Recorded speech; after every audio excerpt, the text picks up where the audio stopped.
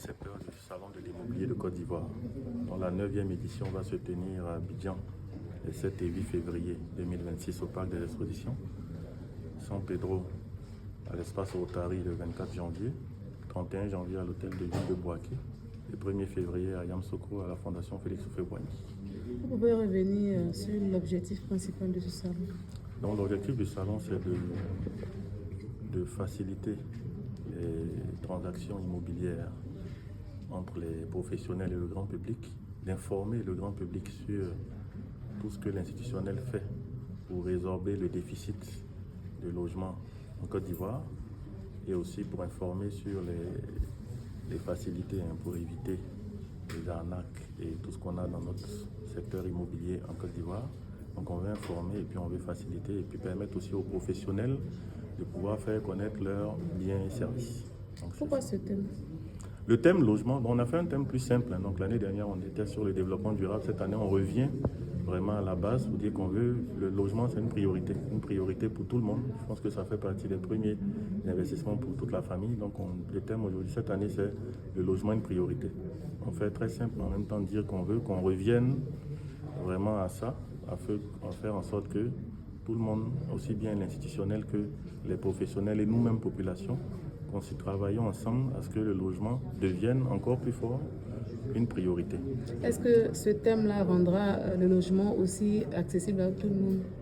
Le thème, non, mais les acteurs et puis toutes les conférences qui seront animées autour du thème, oui, permettront à tout le monde d'avoir l'information, aussi bien le professionnel que le grand public, à l'institutionnel aussi d'avoir un peu comment la population se sent.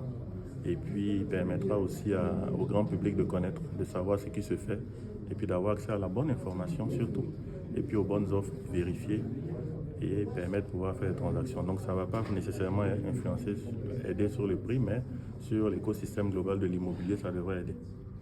Vous avez dit cette année, l'innovation, c'est la tenue d'événements dans plusieurs villes de l'intérieur. Est-ce que vous pouvez revenir plus sur les raisons qui vous ont poussé? D'accord, donc on a fait, le salon de l'immobilier, c'est la 9e édition, donc les 8 premières éditions étaient concentrées essentiellement à Abidjan.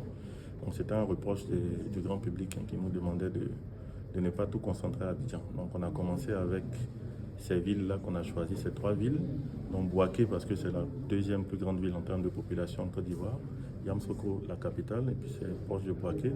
Et puis San Pedro, simplement parce que c'est la ville portuaire, la ville qui abrite le premier port cacarier au monde, et puis qui a une population aussi qui a besoin, qui demande aussi à avoir ces professionnels-là qui viennent regarder, qui viennent s'intéresser à ce marché-là.